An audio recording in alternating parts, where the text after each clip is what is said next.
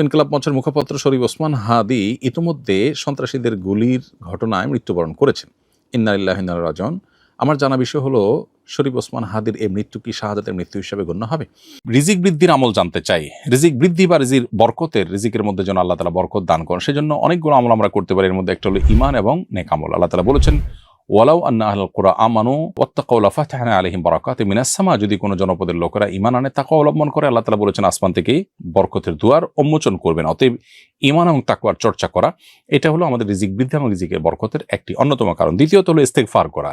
সূরা নূহ রব্বুল আলামিন নূহ আলাইহিস সালামের জাতিকে নূহ আলাইহিস সালামের ভাষায় নির্দেশ করেছেন।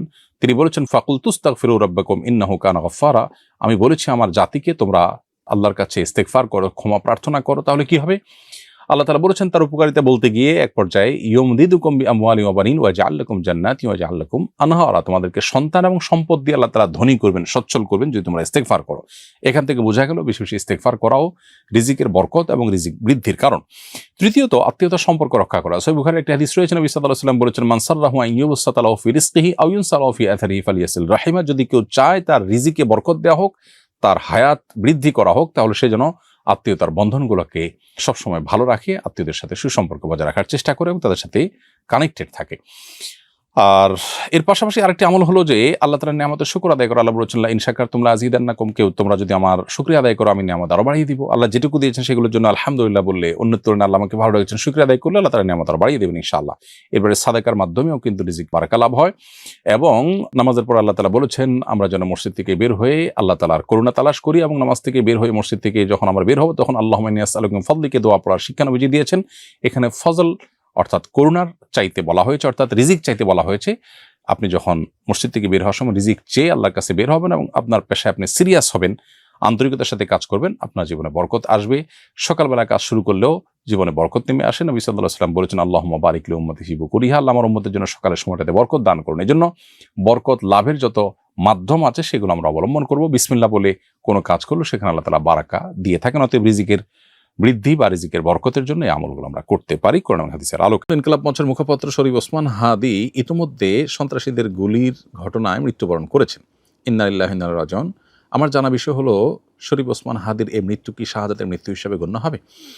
প্রিয় দর্শক, কোনো মানুষের মধ্যে যদি আল্লাহর সন্তুষ্টি লাভের আশায় মানুষের কল্যাণ সাধনা, ইনসাফ প্রতিষ্ঠা করা, মুসলিম মিল্লাতের চেতনা ধারণ করা এবং মানুষের অধিকার আদায় করার মানসিকতা থাকে এবং সেটার জন্য তিনি যদি লড়ে যান, সংগ্রাম করে যান, এমত অবস্থা যদি তার এই চেতনার কারণে তিনি আক্রমণের শিকার হন এবং মারা যান, সন্দেহাতীতভাবে তিনি শাহাদাতের মর্যাদা লাভ করবেন ইনশাআল্লাহ তাআলা। ইমানদারের মধ্যে যদি আল্লাহর সন্তুষ্টি লাভের জন্য জীবন বাজি রাখার মানসিকতা থাকে এবং তার অসৎ কাজে বাধা প্রদান, অন্যায়ের বিরুদ্ধে তার প্রতিরোধ এবং ইনসাফ প্রতিষ্ঠার মানসিকতা লালন করার কারণে তিনি যদি আক্রমণের শিকার হন, তাহলে সেক্ষেত্রে তিনি অবশ্যই শাহাদাতের মর্যাদা লাভ করবেন। সেই জায়গা থেকে শরীফ ওসমান হাদিকে আল্লাহ তাআলা শাহাদাতের মর্যাদা দান করুন, আমরা সেই দোয়া করি। আর এমনিতেই নবী সাল্লাল্লাহু আলাইহি ওয়াসাল্লাম বলেছেন, মান কুতিলা দুনা দামিহি ফাহুয়া শাহীদ। যে ব্যক্তি কারোর হাতে খুন হয়েছে, জীবন রক্ষা করতে গিয়ে তার জীবন খুন হয়েছে, অর্থাৎ সাধারণ ধস্তাধস্তিতে অথবা কোনো ডাকাতের হাতে মারা গেছে, সেও শাহাদাতের মর্যাদা লাভ করেন। তাহলে সেক্ষেত্রে দ্বীনের কথা বা মুসলিম মিল্লাতের কথা বা মুসলিম চেতনার কথা বা ইনসাফের কথা বা মানুষের অধিকারের কথা যদি কেউ বলতে যান মুসলিম হয়ে এবং আল্লাহর কাছ থেকে যদি বিনিময়ে আশা করেন, তাহলে তিনি অবশ্যই শাহাদাতের মর্যাদা লাভ করবেন। অনেকে আছেন যারা বিপ্লবী মানসিকতা ধারণ করেন, তারা অন্যায়ের বিরুদ্ধে সংগ্রাম করেন, তাদের সে সংগ্রামকে আমরা অবশ্যই শ্রদ্ধা করব।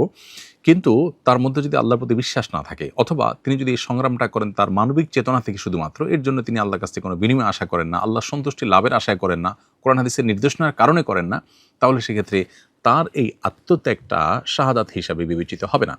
শাহাদাত বিষয়টা আসলে নিয়তের সাথে সংশ্লিষ্ট বিষয়। কেউ যদি আল্লাহর সন্তুষ্টির আশায় জীবন বাজি রাখেন, যা করেন তা আল্লাহকে খুশি করার জন্য করেন, তার জীবন মরণ আল্লাহর উদ্দেশ্যে যিনি উৎসর্গ করার জন্য প্রস্তুত থাকেন, তাহলে সেক্ষেত্রে তিনি শাহাদাতের মর্যাদা লাভ করেন।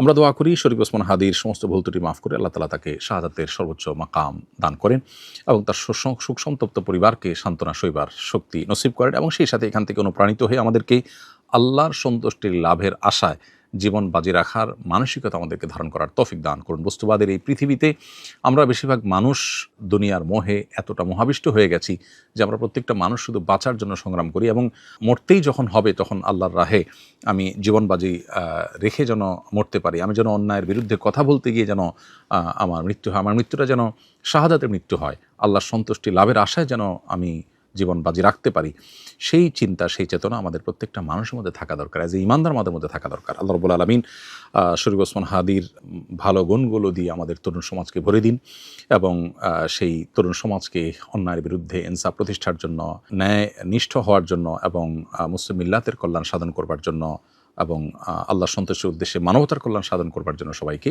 দুনিয়ার লোভ মোহের ঊর্ধ্বে উঠে আল্লাহর উদ্দেশ্যে নিজের জীবনকে উৎসর্গ করার এবং নজরানা পেশ করার তৌফিক আমাদেরকে দান করুন।